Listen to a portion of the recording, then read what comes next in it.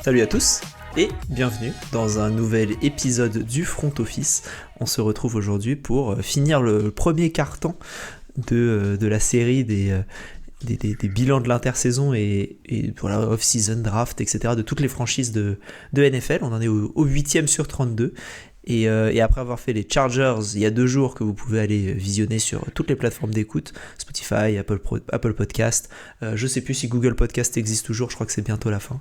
Et après, si vous avez envie, c'est également disponible sur YouTube, youtube.com/le front office. On accueille aujourd'hui pour cet épisode sur les Cowboys. On accueille déjà pour commencer Doug. Salut Doug, comment tu vas ? Salut l'équipe, salut à tous.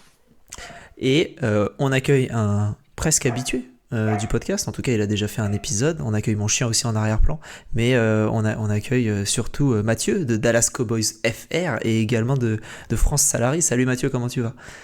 Salut Alex, salut Doug, ça va très bien, je te remercie. On t'avait déjà eu pour faire un débrief de la free agency de l'année dernière qui avait très bien fonctionné. Tu étais venu avec ta casquette France Salary et non avec ta casquette Dallas Cowboys FR, donc c'est toujours cool de t'avoir. Est-ce que pour ceux qui n'ont pas eu cet épisode-là dont on parle, et puis même pour ceux qui ne te connaissent pas forcément, est-ce que tu as envie de te présenter rapidement ? Et ce que tu fais pour la NFL ? Donc Mathieu, qui est fan de Dallas depuis longtemps, depuis une trentaine d'années on va dire. Moi j'ai 40 ans passés déjà, donc c'est pour ça que ça date un peu. Et aussi avec un intérêt particulier pour tout ce qui a trait aux finances de la NFL, et donc particulièrement les contrats et le salary cap, et toutes ces choses-là.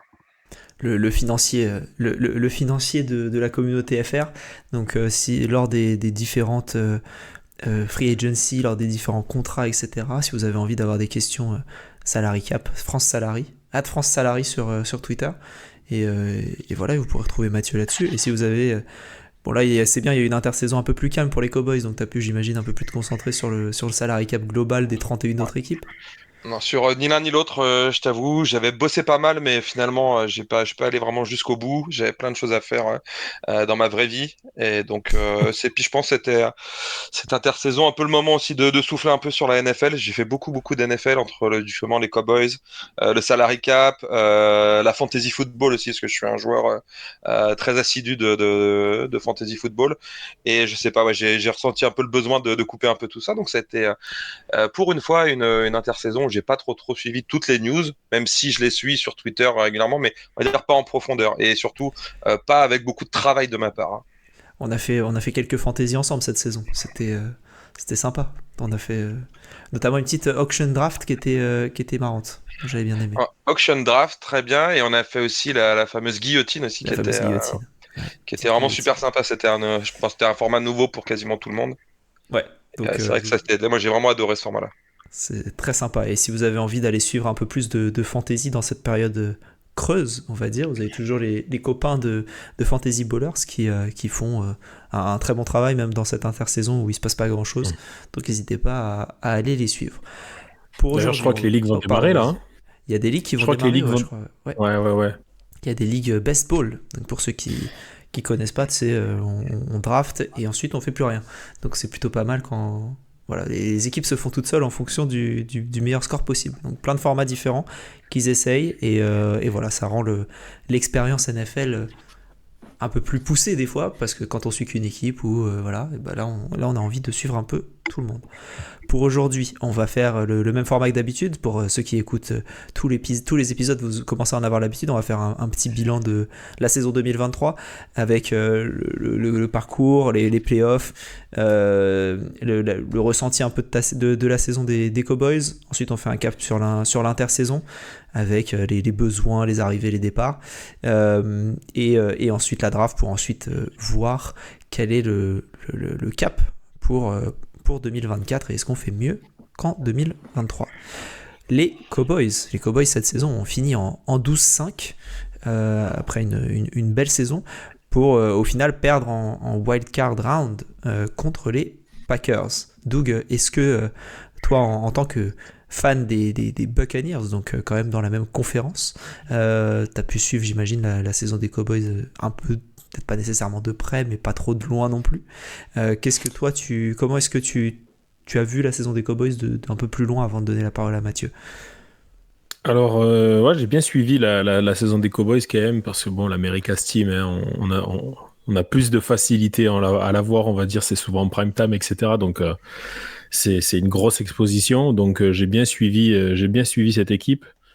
Euh, Grosse saison, hein, grosse saison. Ils font quand même un bilan, un des meilleurs bilans en NFC. On voit un effectif solide, on voit un Dak Prescott qui fait sa saison comme d'habitude.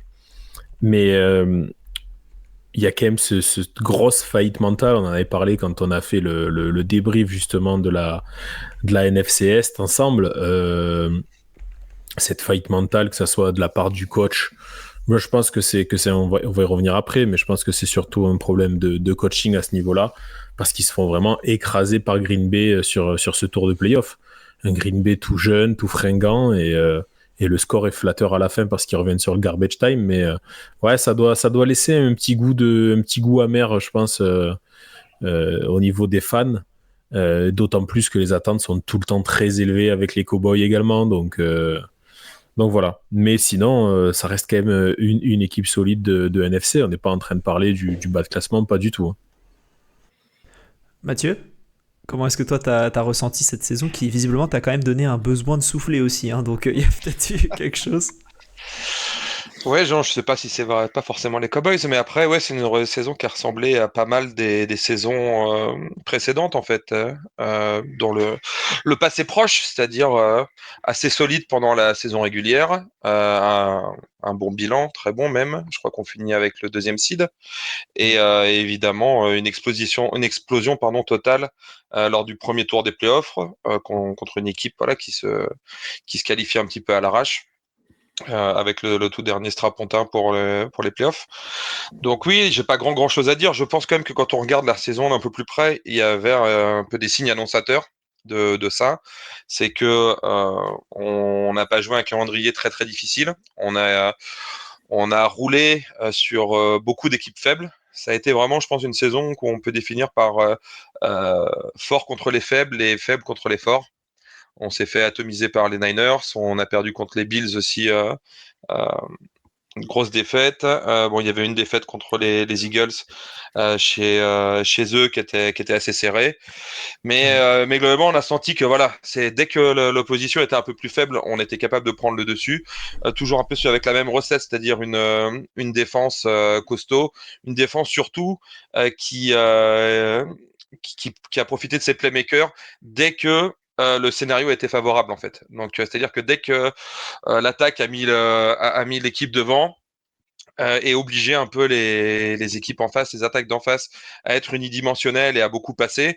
Là, on a pu faire jouer nos qualités, c'est-à-dire les qualités de pass rush avec en premier lieu Micah Parsons et après les qualités des playmakers derrière avec Stephen Gilmore et surtout Deron Blunt qui a fait une saison extraordinaire pour cette deuxième saison. On rappelle que c'est un joueur du 5e tour, dont c'était seulement la deuxième saison, et qu'il a battu le record de pick six, je crois, avec 5, plus total, je crois, 9 ou 10 interceptions. Donc voilà, ça s'est passé comme ça. Mais à l'inverse, dès que l'opposition était un peu plus difficile, dès que justement la défense est un peu plus sur le terrain et un petit peu en retard, parce que l'attaque avait du mal de l'autre côté, eh bien on a vu beaucoup de faiblesses quand même dans la défense. J'ai trouvé que c'était très hétérogène comme saison. Et une saison qui, moi étant fan des Dolphins, j'ai trouvé que vous étiez vraiment les Dolphins de NFC. Les Ouais. Dolphins, c'était exactement pareil. Ça gagnait contre les faibles et ça perdait contre les forts. La seule Sauf exception contre les Eagles. que. Non, Ouais, sauf contre les contre les Cowboys, Cowboys. pardon. Ouais, j'allais dire justement Ouais.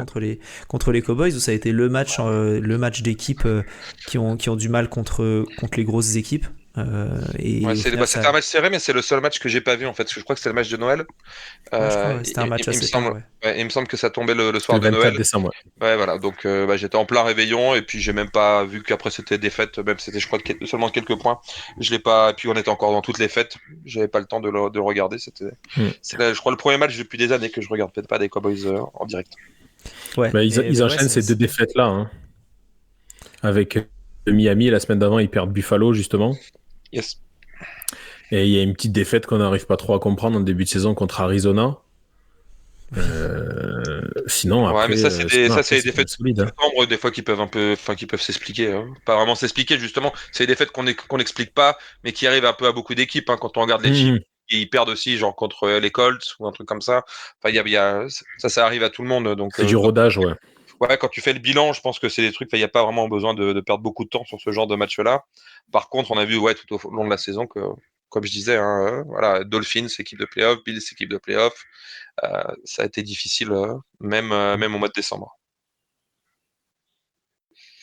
Après, pour revenir sur la défaite en playoff, c'est pareil. Moi, j'ai pas énormément de choses à dire, tellement ça a été un no-show de la part de tout le monde. Alors, trouver les responsabilités, mettre des pourcentages de là-dedans. Est-ce que c'est plus les coachs? Est-ce que c'est plus les joueurs? Est-ce que c'est, moi, je pense que c'est un peu tout. Effectivement, au niveau des coachs, la faillite mentale, c'est pareil, c'est toujours une question de voilà qui est responsable de la préparation avant un match. Est-ce que c'est les joueurs qui doivent rester focus et qui doivent être suffisamment professionnels pour préparer ce genre d'échéance? Ou est-ce que c'est les coachs qui doivent préparer tout ça? Moi, ce que j'ai pu voir, c'est que clairement, au niveau des coachs, au-delà de parler de cet aspect mental, c'est que par contre, il y a eu quelque chose d'assez aberrant, c'est qu'il y a eu des systèmes de jeu utilisés qui ne l'ont quasiment pas été pendant toute la saison, notamment en défense, Mhm.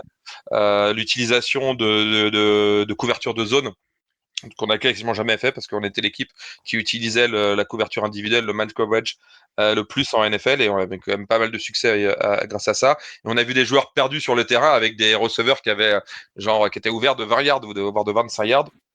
Donc ça c'est le premier truc que j'ai vu. Et après oui en attaque c'est pareil, on peut pointer Dak Prescott, on peut pointer aussi évidemment éventuellement le coach, les appels de jeu, on peut pointer le comportement de CeeDee Lamb aussi qui était très nerveux avec voilà dès le premier drive en fait alors que le score n'était pas fait ni quoi que ce soit, a commencé à s'énerver, a commencé à s'agacer. Donc c'est tout un tas de choses. Je pense que toute l'équipe est passée à côté et c'est pas que j'ai pas envie de revenir sur ce match-là, c'est pas la question, c'est pas le problème. Mais je pense qu'honnêtement, il n'y a pas grand chose à dire en fait, tellement je pense que ça a surpris tout le monde et tellement la faillite a été collectif et de toutes parts en fait. Hein. C'est pas comme le match des 49ers l'année d'avant où ok on peut cibler plus des responsabilités. Un Dak Prescott qui n'avait pas été très bon, vraiment une attaque qui patine, et de l'autre côté, une défense qui avait fait son match, qui avait gardé les Niners à 20 points. Là, c'est pas pareil. Là, c'est tout le monde qui a failli. Donc, voilà. Pardon, j'étais en mute. Mais en tout cas, ouais, c'est une saison assez difficile mais c'est un peu une saison où j'ai l'impression que comment dire, dans l'aspect comptable en tout cas, c'est une grosse saison en plus de 11 victoires pour au final perdre très tôt dans les playoffs. Est-ce que dans comment dire, le big picture, c'est pas un peu frustrant ça aussi de toujours être là une très bonne équipe de saison régulière et à la fin de pas faire grand chose en playoff? Bah, c'est sûr que c'est violent. Hein. Moi, j'avais fait un petit tweet sur ce sujet, enfin, au lendemain vraiment du truc, c'est-à-dire que bon, c'est vrai que la saison NFL, ça dure pas très très longtemps et malgré tout, c'est quelque chose du coup d'intense qui monte crescendo où bah voilà, tu te familiarises avec ton équipe, avec ses performances, avec ses défauts, avec ses forces et puis là, tu arrives en playoff et c'est le seul sport en fait où tout s'arrête du jour au lendemain. C'est-à-dire que c'est pas comme en NBA, c'est comme dans tous les autres sports américains en fait où c'est des séries où tu vois en fait un scénario se construire au fur et à mesure. Alors que là, bah voilà, tu t'arrives, tu te dis, bon, ça, il y a eu 17 semaines, enfin 18 avec la baille, 3 mois et quelques qui se sont passés. Maintenant, c'est maintenant que ça commence vraiment. Et en fait, boum, le lendemain, tu te réveilles et c'est terminé. Et il faut attendre 9 mois avant que ça recommence. Donc, c'est sûr que ouais, forcément, pour un fan, quand tu es investi, c'est des moments qui sont forcément difficiles parce qu'il y a une certaine violence, en fait, là-dedans. Hein. Et c'est Ouais. très, très brut, en fait, tout ça. La gueule de bois est un peu longue. Hein. Visiblement. Visiblement. Comment dire, on va passer à l'intersaison. L'intersaison, vous aviez moins 10 millions. Et comment dire, on les sent. Autant pour l'épisode précédent, on avait vu des Chargers à moins 25 qui ont été quand même un peu plus actifs parce que forcément il a fallu retirer du monde. Là, moins 10 millions avec peu de marge de manœuvre, on avait l'impression, à part 2 cuts. J'en ai peut-être eu plus, mais moi j'en avais noté que 2. Michael Gallup et Leighton Van Der Esch. Oui, c'est Euh, pas vraiment Van Der Esch, c'est pas vraiment un cut puisqu'il a pris sa retraite.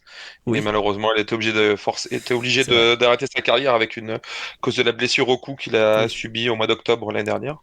Et quant à Michael Gallup, oui, c'était un pari qui avait été fait il y a 2 ans.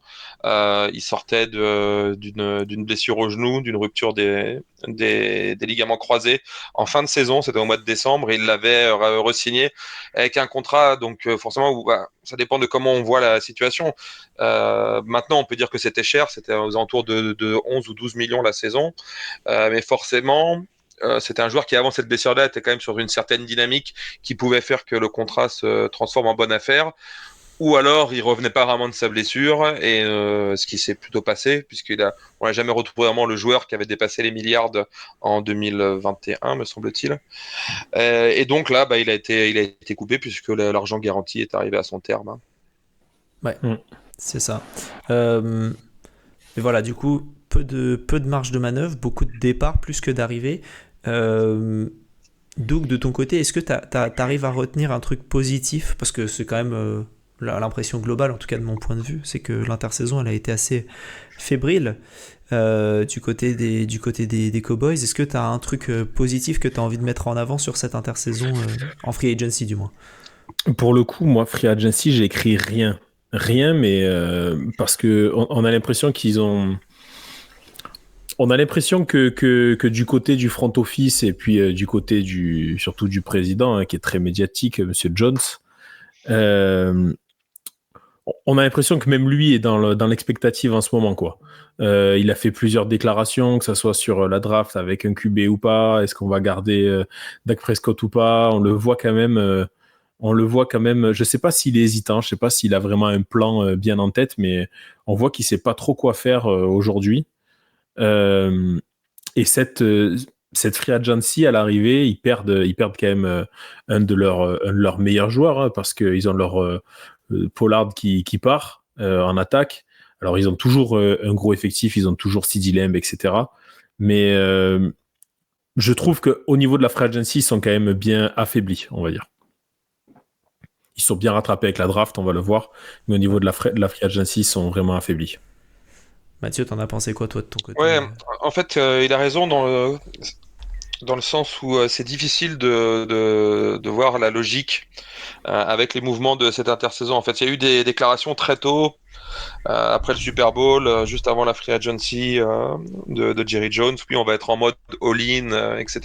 Là, on a vu que c'est pas du tout le cas parce que tu parlais un peu de salary cap au tout début, avec une marge de manœuvre réduite. Oui, c'était le cas, mais il y avait la possibilité de créer du cap, de se mettre vraiment en mode all-in, parce que on arrive en fait sur la dernière année de contrat de Dak Prescott, et il y avait la possibilité de créer du cap. Déjà, rien qu'avec le contrat de Dak Prescott. Dak Prescott, aujourd'hui, il n'a pas, comme quasiment l'entièreté des QB de NFL, un contrat restructuré avec un salaire de base au minimum et tout qui est réparti sur les années futures, 3 ans, 4 ans, 5 ans, etc., avec tout qui est transformé en bonus à la signature.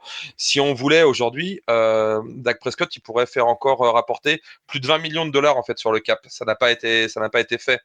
Euh, il y a, il y a le contrat de Demarcus Lawrence aussi, pareil, qui est vieillissant, qui a 32 ans maintenant, ou 31 ou 32 ans, et on pourrait, en fait, si on voulait vraiment se mettre all-in sur cette saison-là, on aurait pu aller chercher du cap là-bas, on aurait pu re-signer comment CeeDee Lamb en faisant une très grosse offre et en réduisant son capit de manière significative, puisque là, je rappelle qu'il joue en fait sur l'option de 5e année, donc qui est un contrat à 18 millions, donc 18 millions sur le cap.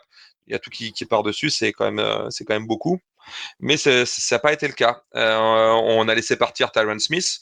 On a vu qu'il avait signé chez les Jets pour pas grand chose en fait, pour un contrat qui ressemblait un petit peu à ce qu'ils avaient retravaillé l'année dernière, avec un salaire de base assez réduit, et puis après des bonus à la performance, mais surtout des bonus pour lui, des bonus de présence. C'est-à-dire, on sait que le problème avec Tyron Smith depuis des années, ce n'est pas sa performance sur le terrain, c'est est-ce qu'il est capable de rester sur le terrain. Mais quand il l'est, on l'a vu encore l'année dernière, il était excellent. Il a même, je pense, sa meilleure saison depuis 4 ou 5 ans en fait. Il a raté 3 matchs seulement. Il a toujours été performant alors qu'il ne s'est pas entraîné de l'année.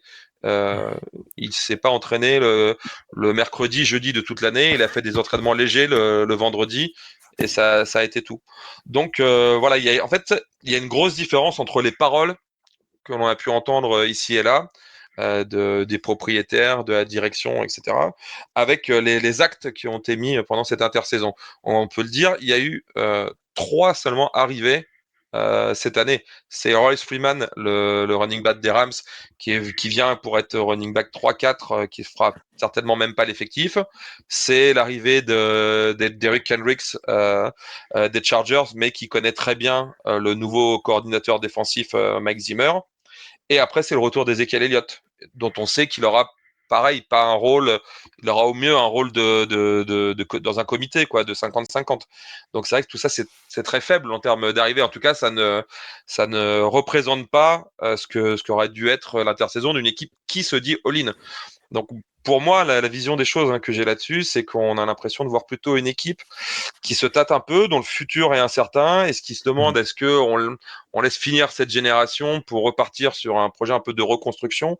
On sait en même temps que les Jones, c'est pas leur truc, la reconstruction, c'est toujours des demi-reconstructions. Donc alors, moi je me dis ils évitent peut-être de faire des folies cette année, de laisser un peu s'absorber des grosses charges au niveau du salary cap, comme celle de Dak Prescott, pour peut-être repartir en gardant Dak, mais avec là la possibilité de d'étaler toutes ces charges salariales, toutes ces charges au niveau du salary cap, et là d'être très agressif l'année prochaine. C'est peut-être la chose que j'ai, parce que après, moi je les vois mal, je vois pas en fait avec Jerry Jones qui a 82 ans maintenant, se dire je repars sur un cycle complètement nouveau, je dois trouver un nouveau quarterback l'année prochaine, ça passera forcément par la draft, puisque on n'a pas l'argent pour aller chercher un mec comme ça, ou alors de toute façon, si tu as l'argent, autant que tu le donnes à Dak, en fait, parce que quelles autres options en fait mieux que lui vont se présenter, il y en aura pas, toi, enfin, donc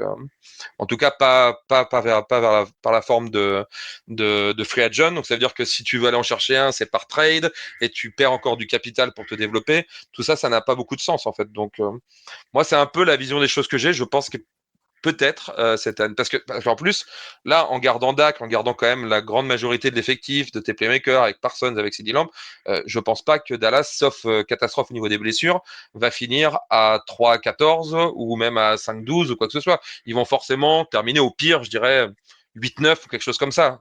Mais je vois, pour moi, le niveau de l'équipe, il est pas en dessous de ça. Et donc, si tu termines avec ça, que tu as du coup le 15e choix à la draft, mais comment tu vas chercher ton quarterback? C'est pas possible. Hein, donc, voilà un Surtout peu que l'analyse que j'ai. ouais, mais là où je te rejoins en plus, c'est toi sur les 30 dernières années où où tu as suivi cette franchise-là. On est quand même sur une franchise très conservatrice avec ses quarterbacks. C'est pas une franchise qui a l'habitude de changer ses quarterbacks, même sur des saisons qui peuvent être un petit peu moins bien. Donc, je les vois pas, comme tu dis non plus, sortir Dak Prescott à la fin de cette année. On voit qu'ils sont pas pressés pour le renouveler, clairement.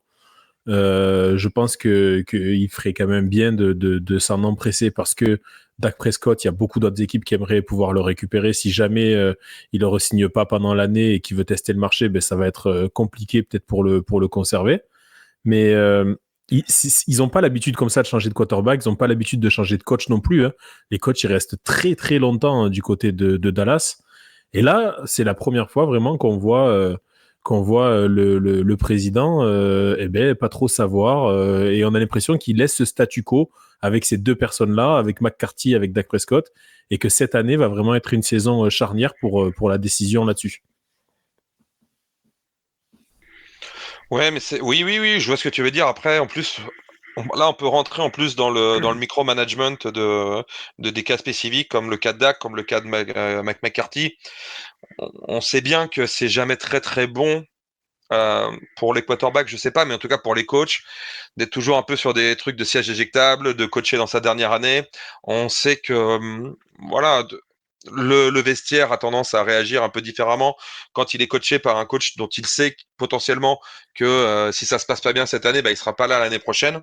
Ouais. Donc ouais, c'est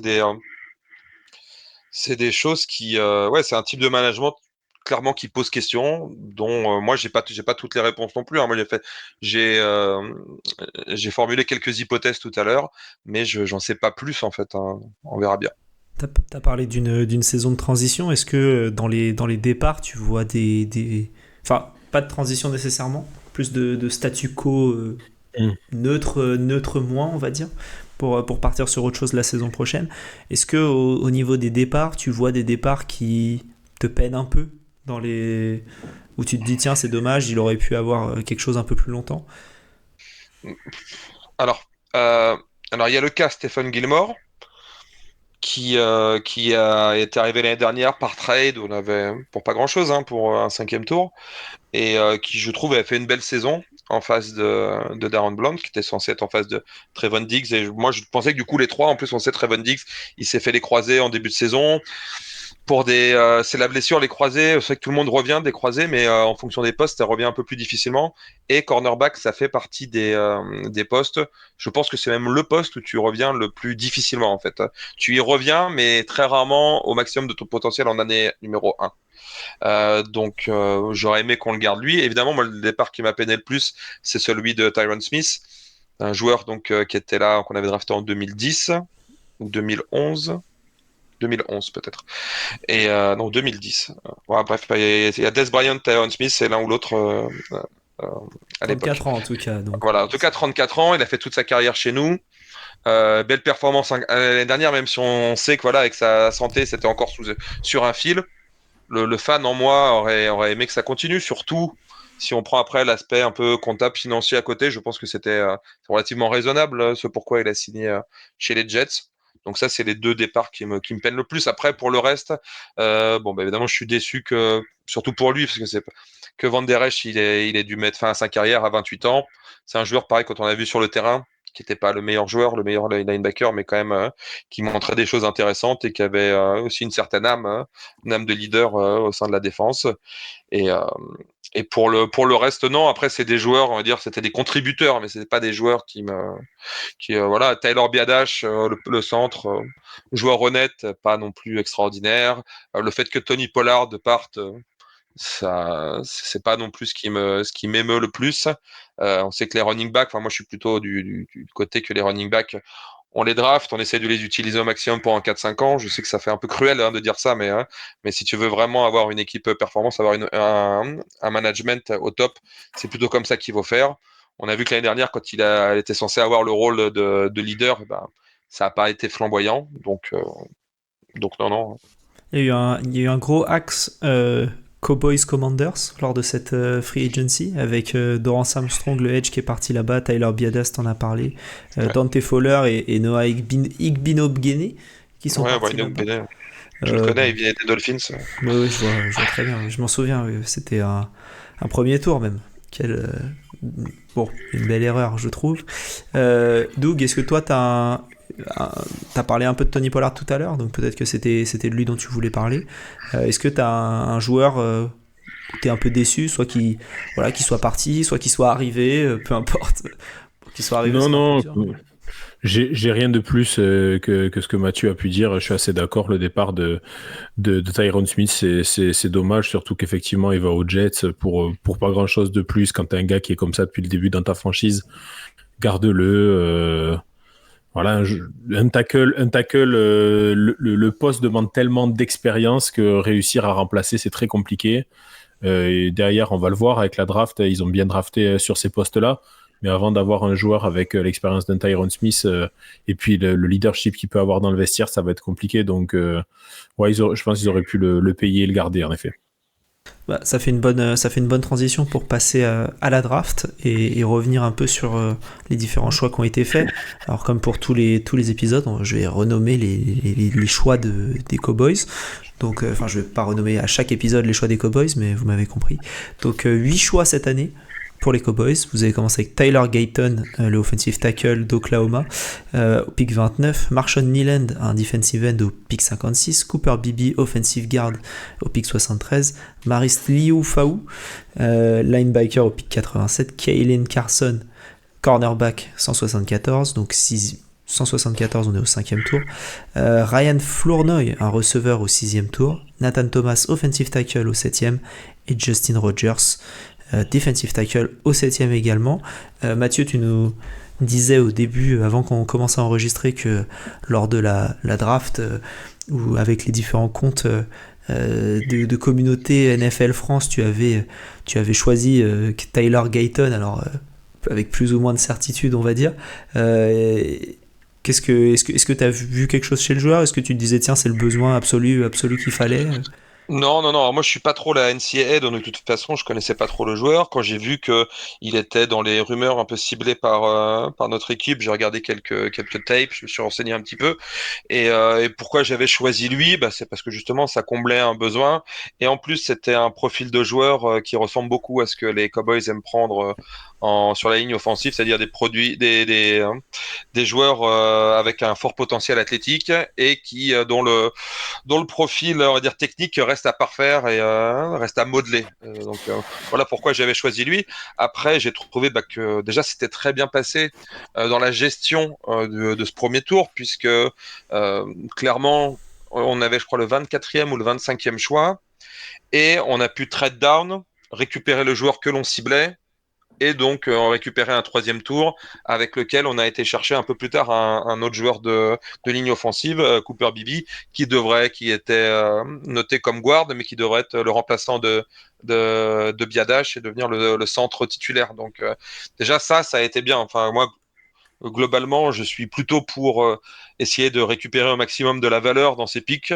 Et si en plus tu arrives à le faire, récupérer des pics gratuits et aller chercher le joueur qui t'intéresse, ça c'est une gestion, on va dire, macro qui est intéressante, qui a souligné. C'est pas toujours le cas à Dallas, mais voilà. Surtout quand t'as beaucoup de besoins entre guillemets et que t'as pas pu les combler en free agency, arriver à faire ce genre de move pour descendre, récupérer des pics et moi je trouve ça aussi intéressant. Gayton, dans ta draft, tu l'avais récupéré du coup avec le pic original, j'imagine. Le pic originel, ouais, bien sûr. Hein. Ouais, faire des trades dans une mock draft. Non, non, non, bah, il y en a qui le font un peu, mais moi je trouve. En général, je fais pas trop de trade. Je me rappelle, je l'avais fait, c'était il y a 3 ans. J'avais fait un trade-up pour aller chercher Zach Wilson. C'était à l'époque où Dak Prescott n'avait pas encore re-signé son contrat. On se dirigeait vers un deuxième franchise tag. Et du coup, pour amuser un peu, pour créer un scénario en fait qui pouvait être, qui pouvait exister, j'avais fait ça. Bon, voilà, je trouve que c'est très bien qu'ils aient re-signé Prescott et qu'avec mon choix de draft, ils aient été chercher Parsons. C'est vrai que c'est en plus. C'est vrai que c'est mieux. Doug, est-ce que toi t'as un joueur que tu veux mettre en avant ou la draft en général ou quelque chose? Ouais, ben Mathieu en a parlé. C'est ce pic de Cooper Beebe au 3e tour qui pour moi est un très bon pic.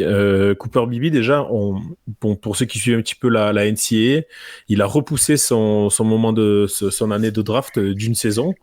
On n'a pas trop compris pourquoi ce move.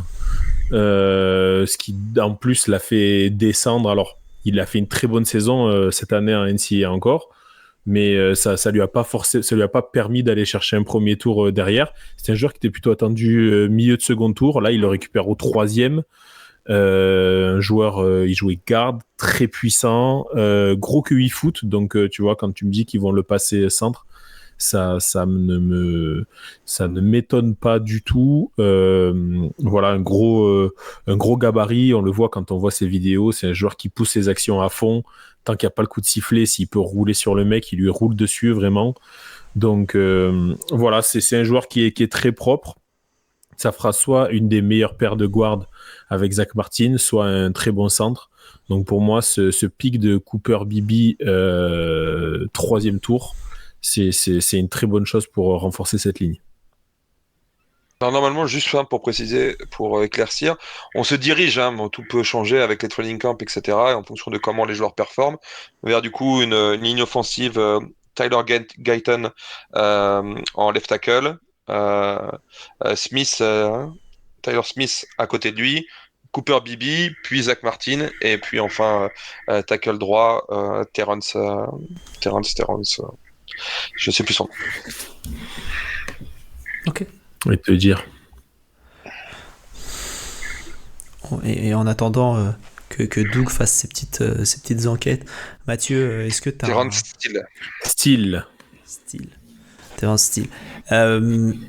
Mathieu, est-ce que tu as un joueur que tu veux mettre en avant d'un point de vue positif, négatif, un choix, quelque chose où tu te dis tiens c'est bizarre qu'il fasse ça, ou ah tiens c'est bien. Est-ce que tu as eu quelque chose pendant cette draft-là ou... Alors le truc qu'on a eu, c'est qu'on n'a pas choisi de running back. Ça, moi, ce qui m'a un peu surpris, c'est quand ils ont, avec le deuxième choix de troisième tour, ils ont été chercher le linebacker de Notre-Dame. C'est pareil, je le connais pas énormément, mais quand tu vois le profil de ce que j'ai lu, c'est plutôt un linebacker qui tu reçois un peu à l'ancienne, ce qu'on peut-être du coup remplaçant de Van Der Esch. Donc l'année dernière, on avait drafté Overshawn, qui lui a un profil plus différent, en plus, on va dire de faire plus rapide pour couvrir la latéralité du terrain, etc. Alors que là, on a plus un profil sud-nord. Donc moi, je pense qu'à ce moment-là, il y avait sur le board des running backs intéressants. C'était peut-être le moment d'aller le chercher, voilà. Maintenant, on verra ce que ce joueur-là. J'ai rien contre ce joueur-là, à vrai dire. C'est ce que je dis juste, c'est que il a été pour beaucoup. Ça a été quand même, en tout cas pour le consensus par rapport au draft board de chacun, ça a été un peu noté comme un reach. Je ne sais pas si c'était vraiment nécessaire d'utiliser ce pic du troisième tour. Pourquoi pas, ce qui aurait été possible peut-être de faire encore un petit trade down, aller chercher un running back, et je suis quasiment sûr que Aliou Fao, il aurait pu être disponible au milieu du quatrième tour avec le pic que tu aurais pu récupérer en descendant d'une dizaine de choix. Voilà, c'est juste un peu ce que je vais dire. Après, moi, je suis pas assez le football universitaire, et je connais pas assez la NCAA pour être déçu en fait de choix, quoi. Je laisse le processus se dévoiler devant nos yeux en NFL. Non, mais c'est intéressant de noter comment dire, le processus du choix plus que les joueurs choisis. Besoin de poste, etc. Et c'est vrai que là, vu qu'ils n'avaient pas de quatrième tour, peut-être qu'ils voulaient le cibler au range quatrième tour sans prendre le risque de le perdre. Et du coup, tu te retrouves à le drafter au troisième. Doug, est-ce que toi, tu as un joueur ou autre chose pareil? Est-ce que tu as été surpris par... J'avais noté le même, hein, ce Maris Liofou, là, linebacker. Quand on en parlait avec Victor Roulier sur l'épisode sur Philadelphie, on a vu qu'on avait une classe de linebacker qui n'était pas énorme cette saison. Et là, en plus, là où moi, ça me pose plus problème, c'est que c'est un joueur qui est pas très performant sur le run block. Qui va plutôt être utilisé, donc pas comme middle linebacker, mais plutôt quand on joue avec un système avec 3 linebackers. Et c'est pas trop ce que le nouveau coordinateur défensif a l'habitude de mettre en place en général. Donc je vois pas trop comment ils vont l'utiliser. C'est un joueur qui peut être plus intéressant pour couvrir sur la passe dans le slot, mais il a quand même un gabarit qui est limité aussi. Donc il sera un petit peu bouffé par des tight ends un peu plus grands et plus costauds que lui. Donc ouais, j'arrive pas bien à comprendre le choix, notamment à ce moment-là. Et effectivement, j'aurais bien vu un running back aussi, un running back troisième tour. On arrive à quand même avoir de la value assez intéressante, hein. Donc c'est vrai, voilà, j'ai pas bien compris le choix et je vois pas bien comment ils vont l'inscrire dans cet effectif-là. Ouais, surtout qu'en ce moment, les running backs, ça prend un peu plus de temps. Enfin, ça descend un peu plus bas en ce moment encore. Sur cette draft-là, c'était où j'ai pas de souvenir en tout cas d'un running back qui est sorti tôt. Peut-être que j'ai un nom qui m'échappe totalement. Non, mais je pense qu'au moment au moment du choix, donc choix 87, je pense qu'il y avait que deux ou trois running backs qui étaient sortis à ce moment-là, me semble-t-il. Donc t'as encore plein de choix. Est-ce qu'il y a autre chose dont vous vouliez parler sur cette draft? Peut-être un ressenti sur la draft de manière générale? Non, moi j'ai pas de ressenti particulier. Je pense qu'ils ont fait une draft, je vous disais, correcte au niveau du processus. Après, pour les joueurs, le deuxième tour, Marshall Nyland, c'est un peu de comme il est présenté, ce sera un peu le successeur de Marcus Lawrence, c'est-à-dire un defensive end qui est plutôt plus fort contre la course que dans le pass rush. Moi, je suis encore d'avis que tu as besoin de ce genre de joueur-là en fait en NFL.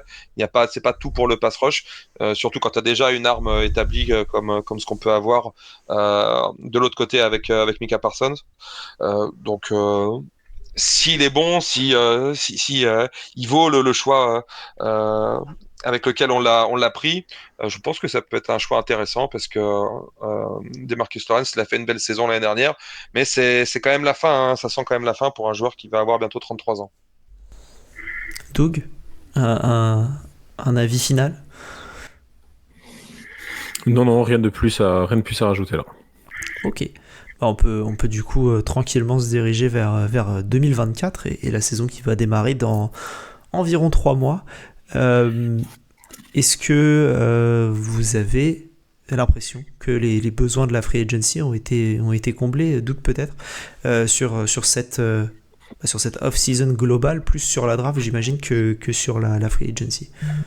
Ben ouais, plus sur la draft, c'est vrai que moi j'avais vraiment noté un besoin au niveau de la ligne, hein, refaire cette ligne avec le départ de Tyron Smith, et puis on a vu les quelques difficultés qu'il y avait eu, notamment sur ce match de playoff sur la ligne offensive. Donc ben, pour moi, ils l'ont bien comblé, hein, parce qu'ils viennent quand même prendre 3 joueurs sur leur draft. Donc pour moi, la draft est plutôt réussie pour le coup, et puis vous savez mon amour pour les lignes, donc ça me plaît quand on va chercher du gros bonhomme pour protéger les quarterbacks. Mathieu? Oui, alors, est-ce que les besoins ont été comblés? Voilà, maintenant, moi, je vais pas répondre tout à fait de cette manière-là.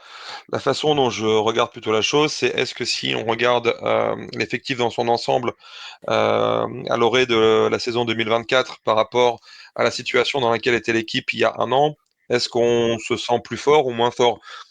Moi, globalement, j'ai quand même l'impression qu'on ne s'est pas spécialement renforcé et que l'effectif dans sa globalité n'est pas aussi bon, n'est pas aussi préparé, en tout cas n'est pas meilleur, peut-être à peu près, peut-être être au même niveau. Donc pour s'améliorer, il faut compter sur quoi? Il faut compter, ça veut dire sur le développement de joueurs qui sont déjà en place, sur un impact éventuellement immédiat de certains rookies.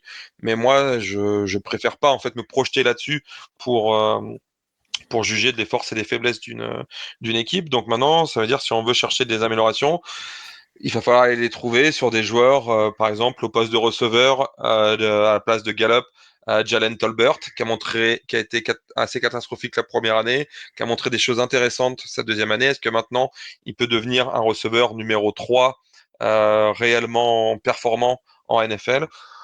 On le verra cette année. C'est le développement de joueurs qui sont encore jeunes, qui sont déjà bons.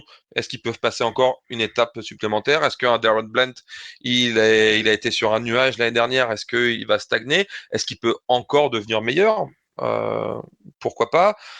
Est-ce que les retours d'un joueur comme Overshawn, par exemple, qui avait fait un excellent training camp et des matchs de pré-saison avant de se blesser, est-ce que lui, au niveau des linebackers, il va pouvoir avoir un impact? C'est tout en fait ces questions-là en fait que je me pose. Est-ce que Terrence Steele, maintenant que ça va être le début de sa 4e saison à droite pour un joueur, on le rappelle, hein, qui était unrestricted free agent, hein, donc c'était un UDFA.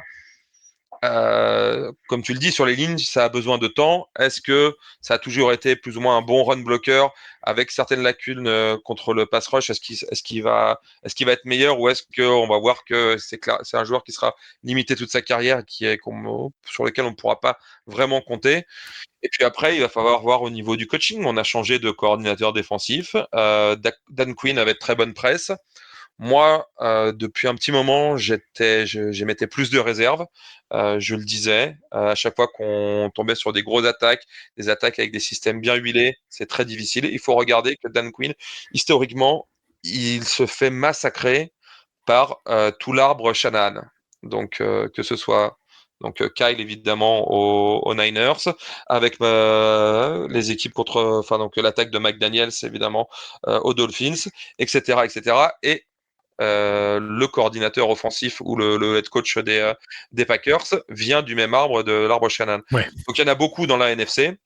Euh, donc il fallait en fait changer. Moi je suis plus ou moins, même si alors c'est compliqué parce que d'une semaine à l'autre tu avais des performances soit extraordinaires où tu mettais des shutouts à des mecs où tu prenais 0 points, tu finissais avec 6 sacs, 4 interceptions, etc., des touchdowns défensifs, et en même temps quand l'opposition montait un peu et surtout avec un système bien précis, tu te faisais détruire.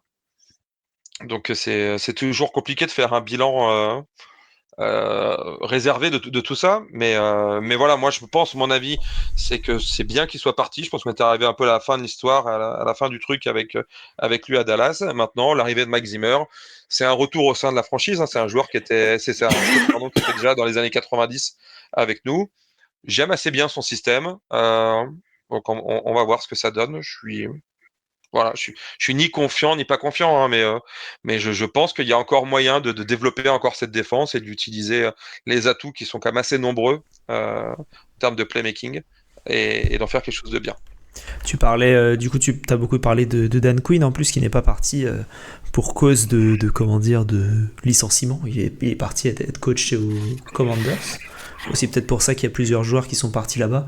Il a fait un peu son petit shopping. Pour encore revenir sur autre chose, tu parlais lors de l'épisode du soft rebuild, on va dire, du rebuild un peu par-ci par-là, quoi. Est-ce que avec les recrues qu'il y a eu, c'est-à-dire très peu, les départs plus nombreux et les jeunes joueurs qui doivent se développer, que ce soit les rookies cette année et les sophomores, est-ce que ça va dans cette lignée encore un peu plus de ce que tu disais un peu plus tôt? Ouais, alors ça c'était une théorie après, mais on va voir oui comment ça se passe. Euh, Moi, au fond de moi, je pense pas. Enfin, moi, je j'ai pas de grandes attentes sur cette saison-là. Je pense que ça va être difficile d'aller chercher le titre de division. Peut-être une place en playoff. Après, peut-être qu'on peut faire l'inverse des saisons précédentes, c'est-à-dire avoir une saison régulière un peu plus difficile, réussir à se glisser en playoff par la petite porte et puis pourquoi pas faire des choses intéressantes une fois qu'on y est. Mais oui, non, j'ai pas de grandes attentes. Je pars pas défaitiste. Hein. Je pense que c'est une analyse assez objective en fait des forces en présence. Comme je disais, j'ai l'impression que si on regarde objectivement, l'effectif est un peu plus faible cette année qu'il l'était l'année dernière. Alors l'année dernière, il y avait beaucoup de gens qui le sous-estimaient un petit peu. Cette année, du coup, ce sera peut-être l'inverse. Je sais pas. On verra. Donc toi, qu'est-ce que t'en penses de ton côté? Ouais, ça reste quand même une équipe qui a énormément de playmakers, qui a énormément de potentiel, qui a des cadres qui sont vraiment installés. Euh, pour moi, ça reste quand même un ton en dessous des gros cadors de NFC. On le voit chaque année, que ça soit, comme tu dis, avec San Francisco, même Détroit aujourd'hui, qui pour moi est un ton au-dessus. Ça se tire la bourre avec Philadelphie, mais il y a ce côté-là, voilà. Peut-être que ils ont besoin d'être plus dans l'adversité au moment de la saison, d'aller vraiment chercher ces matchs qui comptent, etc., de se faire vraiment mal pour réussir à franchir ces tours de playoff.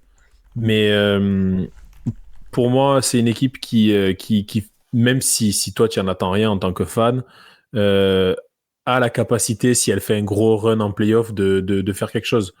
Quand on a un Micah Parsons, quand on a un CeeDee Lamb dans son effectif, quand on a Dak Prescott, c'est quand même un top 10 QB de la ligue.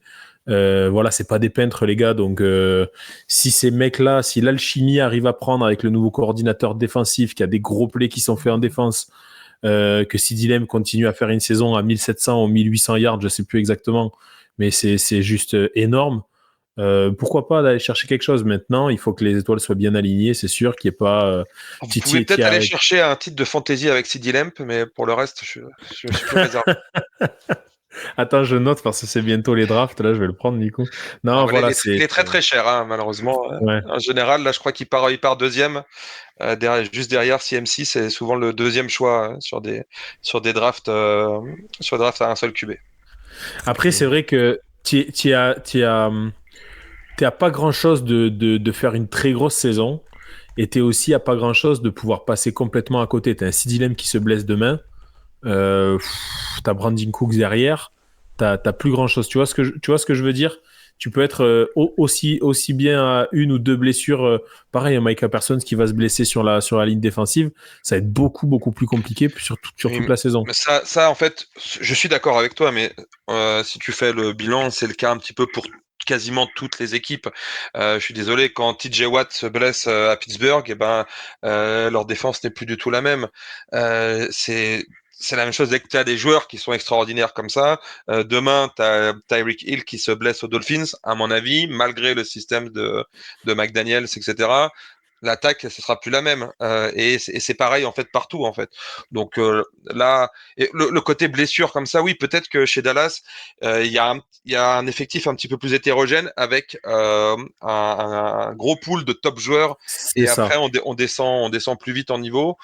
Je veux bien le concevoir, mais globalement, toutes les équipes, quand tu enlèves des joueurs All-Pro en fait de ton équipe, s'ils se blessent, il y a personne qui est immunisé à ça en fait. Hein. Donc voilà, comme je disais, c'est le truc, c'est le développement des joueurs. On a vu un joueur dont j'ai pas parlé tout à l'heure, Jack Ferguson, deuxième saison l'année Également. dernière, déjà pro bowler. C'était un joueur de quatrième tour, cinquième tour. Malheureusement, on a gaspillé un pick l'année d'avant sur Schoonmaker, qui a quasiment pas joué de l'année, qui était blessé, qui a apparemment encore un peu des problèmes cette année. Bon, bref, je pense que ça va buster total. Mais pareil, ça c'est encore un joueur qui, lui, a montré un peu un profil un petit peu à la Kelsey, etc., dans le type de joueur que c'est. Hein. Je dis pas qu'il va atteindre ce niveau-là, mais qui maintenant, au bout de 2 saisons, peut encore passer une étape, peut devenir le genre de Titan qui devient vraiment ta cible numéro 2, qui après avoir fait 700 ou 750 tirs l'année dernière, peut approcher les 1000 cette année. C'est tout ça en fait dont je parle. C'est l'association, ce soir Dallas a besoin de l'association de ses propres joueurs, vu qu'ils n'ont recruté aucun joueur de l'extérieur et que quoi qu'il arrive, ils ne le font quasiment jamais. Même les années où on a du cap, etc., les dépenses, elles se font surtout sur les joueurs à eux. L'année dernière, il y avait eu une petite différence. On n'avait pas été chercher des free agents flashy, mais on avait investi un petit peu avec des trades pour des vétérans établis, Brandon Cooks et Stephen Gilmore. Cette année, ça n'a pas été le cas. On n'a pas comblé les trous comme ça. Donc, il faut que ça s'élève de l'intérieur. Totalement. Et pour faire un peu un pronostic chiffré, où est-ce que vous verriez l'équipe? Moi, je vais partir sur un 17. Voilà un peu ce vers quoi je pense que les Cowboys vont aller, un peu moins bon, mais quand même bien en positif parce que voilà quoi, il y a des équipes dans la division déjà où t'as pas 4 victoires assurées, mais t'as 4 victoires très potentielles, donc je me dis que sur le reste ils sont capables. Voilà. De votre côté, qu'est-ce que vous en pensez pour la saison prochaine? Peut-être Doug? Attends, je regarde rapidement avec qui ils croisent la saison prochaine. Très bonne question. Très bonne question. Je vais aller regarder tout de suite leur schedule. Que je n'avais pas sous les yeux. Là, j'ai Cleveland, New Orleans, Baltimore. Donc Ouais, déjà, c'est tu ça. commences ouais. New York, Derrière Pittsburgh, Pittsburgh, Détroit. Détroit, ouais, San Francisco, Atlanta, Le calendrier est Philadelphie, pas Houston. simple. Le Putain, calendrier, Houston, ouais. C'est la NFC Sud, c'est Ouais. la FC Nord. Nord, et voilà. Et le 17e match, je sais plus contre qui on joue de la FC. Mais globalement, c'est ça, non, le calendrier est pas ça, mais c'est normal, c'est un calendrier de champion de division, avec en plus, alors on croise une division relativement faible, sur le papier en tout cas, la NFC Sud, et une division, l'une des plus fortes, Ouais. avec la FC Nord. Donc oui, pour moi, Le ça dernier s'annonce un peu match. comme l'année dernière. En fait, donc l'année dernière, on a fini à 12, mais je me rappelle pour l'intersaison, tout le monde pronostiquait les Eagles qui allaient gagner la division. Tout le monde pronostiquait globalement les Cowboys deuxième avec aux alentours de 10 victoires. Je repars là-dessus. Oui, moi honnêtement, moi l'année dernière, je voyais les Cowboys un peu plus au-dessus parce qu'on avait un calendrier assez facile et puis voilà, j'étais un petit peu plus optimiste. Oui, je pars sur cette fourchette entre 9 et 11 victoires, quoi, voilà. Et avec, en fonction des événements de la saison, ça peut descendre à 7 ou 8 si ça va mal, et ça peut remonter à 12 si tout se passe bien, quoi. Le dernier match, c'est contre les Lions, du coup, pour le dernier match dont on se posait la question. Non, Doug. ça c'est le match division. Le dernier match, je parle, c'est l'adversaire de d'AFC. Ah, Donc d'AFC? c'est le premier de l'AFC, je sais pas laquelle du coup. Bah, c'est Houston, C'est alors dans ce cas. peut-être Houston, oui, voilà, c'est Ah, ça, c'est c'est Houston. Houston. Mes AFC excuses. Sud. Mes excuses. Doug, de quel côté Enfin, vers quel à peu près chiffre tu te diriges?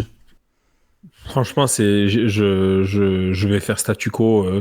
Comme, même, même gestion que le front office de Dallas cette année, statu quo, ouais, non, 10, un 17. 17 franchement, c'est très compliqué de les voir. Maintenant, c'est une équipe, on les attend tout le temps en playoff. C'est une équipe hyper médiatisée, comme j'ai dit au début. Pour eux, là, pour moi, pour ce que la saison soit réussie, il faut passer un tour de play-off. Voilà, s'ils passent un tour de play-off, la saison sera réussie. Je les vois pas. Je les vois pas au Super Bowl, mais comme j'ai dit, ils sont à un run de pouvoir le faire et ils ont les joueurs pour. Mais pour moi, voilà. S'ils font pas les playoffs, c'est complètement raté. S'ils sont sortis premier tour de playoffs comme cette année, je pense que ça sera compliqué pour McCarthy. S'ils passent un tour de playoffs, ça sera réussi. Voilà. 6 matchs en prime Après, time, comme après, tu juste, ça reste quand même une équipe qui sort de 3 saisons de suite à 12 victoires. Si on regarde les bilans, il me semble que c'est le deuxième bilan en termes de victoires sur les 3 dernières saisons, derrière les Chiefs. Sur les 5 dernières saisons, il y a 4 fois les playoffs. La seule fois où il n'y a pas, c'est l'année où Dak Prescott se blesse. Ouais. Donc oui, c'est quand même une équipe qui, on peut le dire, voilà, sur les 6 dernières années, ça performe bien et ça performe tous les ans. Et il y a ce certain blocage en playoff. Alors moi, je suis pas toujours forcément d'accord avec ce blocage. Je suis d'accord sur l'année dernière. Par exemple, l'année d'avant, c'est quand même aller battre Tom Brady à la. Non mais, excuse-moi, oui. C'est quand même aller battre Tom T'as mis Brady Brady à la retraite. à la Putain. retraite chez eux. Enfin, donc c'était Ouais, à c'est Tampa, vrai, c'était c'est à vrai. l'extérieur, avec une grosse démonstration. C'était un match qui a été complet de tout le monde, un énorme match de Prescott, un bon match en défense. C'est Et vrai. après, la semaine d'après, en termes d'équipe, pour moi, il y avait quelques questions à se poser au niveau du coaching. Une grosse contre-performance pour moi de Prescott, qui avait fait un très mauvais match. Mais par contre, le reste de l'équipe, que ce soit la défense et même l'ensemble de l'attaque avec une ligne offensive qui avait pas si mal tenu finalement face à la grosse D-line des Niners. Donc voilà, il y a eu vraiment la faillite contre les Packers l'année dernière. Sinon, le discours Dallas se plante en playoff, non. Dallas est souvent plutôt à sa place en playoff. Il y a 2 ans, on était Mais à notre place. On avait battu les Buccaneers qui étaient sûrement un petit peu un ton en dessous de nous. Et après, on avait été perdre à l'extérieur à San Francisco contre une grosse équipe qui avait failli faire le Super Bowl. quand je c'est disais, exactement ce que je viens de te vas-y, pardon. dire. Excuse-moi, mais c'est exactement ce que je viens de te dire, du coup. Si tu passes ce tour de playoff, la saison, elle est réussie. Si tu le passes pas, elle est ratée pour moi. Tu Oui, vois, oui, cette oui, année, oui. Non, non, il le mais je passe suis. pas. Voilà, on est d'accord sur ce truc-là, voilà, qu'il n'y ait pas de truc à dire, ils sont tout le temps en train de choc en playoff. Non, quand ils passent un tour et qu'ils se retrouvent au divisional round, ben, ils sont à leur place. Devant, il y a qui? Il y a les Niners, il y a Détroit, il y a Il y a quand les il y avait Eagles en ce Rodgers, moment. il y avait voilà, tu vas voir les Eagles. Donc non, ils sont à leur place. Quand ils passent un tour de playoff, ils sont à leur place, vraiment. C'est pour ça que je dis que s'ils sont sortis, si ils les font pas, ben, c'est la catastrophe. S'ils font pas les playoffs, c'est la catastrophe. S'ils sont sortis premier tour, je vois pas McCarthy rester parce que je pense que justement, ils doivent aller chercher ce tour supplémentaire en playoff. Et s'ils le passent, eh ben, ils sont à leur place. Et après, s'ils font mieux, eh ben, c'est qu'ils auront fait un run et qu'ils seront appuyés sur les joueurs exceptionnels qu'ils ont, quoi.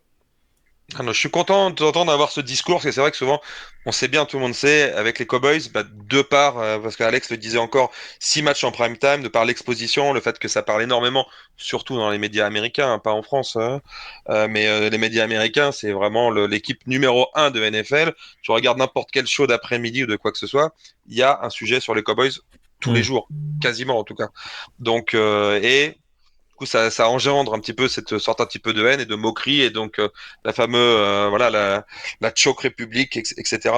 Je suis content de t'entendre dire que non mais c'est accentué parce qu'il y a beaucoup de lumière en fait sur l'équipe, mais dans la réalité c'est pas une équipe qui a le talent qui a pas le meilleur effectif de NFL et donc c'est juste normal qu'ils fassent des playoffs et que ils tombent sur un os et sur une équipe un peu plus forte cette année et qu'ils aillent pas plus loin. Même si moi j'aimerais que bah voilà ils se dépassent et que les circonstances fassent qu'ils gagnent le match que normalement ils perdent et qu'ils fassent ce fameux run. Hein. On sait très bien, les playoffs en NFL, c'est juste 3 matchs. Donc, C'est ça, hein, c'est ça. Non, non, mais on est totalement d'accord sur le truc. Et oui, comme tu dis, quand on va, tous ceux qui ont eu la chance d'aller faire des vacances aux États-Unis, dès qu'ils allument la télé, ils verront les Cowboys, les Cowboys, les Cowboys. Une fois sur deux, ils ont une chance de le regarder le dimanche soir ou le lundi soir quand ils sont à l'hôtel. Donc, moi, l'année dernière, je suis tombé sur un Philadelphie Cowboys quand j'étais là-bas. Ça en parle toute la journée. On entend que les Cowboys. Oui, c'est pour ça c'est pour ça aussi que ils aiment bien s'en moquer aux États-Unis, voilà. Hein, mais non, non, pas du tout. Ils sont à leur place et quand ils font ce tour de playoff en plus, ils sont à leur place, quoi. Ouais, totalement. Ben, en tout cas, ça va conclure cet épisode d'intersaison sur les Cowboys. Mathieu, on te remercie encore une fois de nous avoir rejoints pour cet épisode, un nouvel épisode d'intersaison qu'on fait avec toi. Toujours un plaisir de t'avoir. Merci à vous et plaisir partagé. Très Merci bien. Mathieu. Je vous rappelle, vous pouvez retrouver Mathieu à Dallas Cowboys FR, peut-être un peu moins là et un peu plus lors de la saison qui va arriver, et à France Salary quand il y aura des news sur des nouvelles signatures, etc. Et que la saison reprendra. C'est toujours intéressant, notamment lors de la deadline, où tu arrives à bien faire le taf, et c'est cool pour nous. Ça nous a permis, avec Jérôme, en tout cas nous, d'apprendre beaucoup de choses sur comment le salary cap fonctionne. Donc c'est très cool d'avoir quelqu'un comme toi pour ça. Donc, et pour ceux qui l'ont pas entendu, vous pouvez toujours aller écouter l'épisode, et il est toujours, même si c'est pas... c'est toujours d'actualité dans le mécanisme de compréhension du salarié, etc. justement. C'est ça, totalement. C'est toujours intéressant, les désignations, on entend toujours le 1er juin en date clé, notamment. C'est intéressant de comprendre pourquoi. Et un peu tout le reste avec le signing bonus, le salaire qui est réparti sur plusieurs années, etc. En tout cas, l'expert était avec nous aujourd'hui, donc ça nous fait très plaisir. Doug, merci à toi également. C'est très cool, encore une fois, de t'avoir avec nous sur un épisode d'intersaison. Et pour le prochain épisode, normalement, on devrait parler des Colts, mais peut-être qu'il y aura un autre épisode qui se glissera entre les deux en fonction de notre manière d'enregistrer. Mais pour l'instant, c'est très probable que ce soit les Indianapolis Colts. Doug, Mathieu, merci encore une fois. Merci à tous ceux qui nous ont écoutés. Donc merci à vous de nous avoir écoutés. Et n'hésitez pas encore une fois à mettre un commentaire si vous êtes sur YouTube, à mettre un commentaire si vous êtes sur Spotify également. On arrive à les voir et ça nous fait toujours plaisir.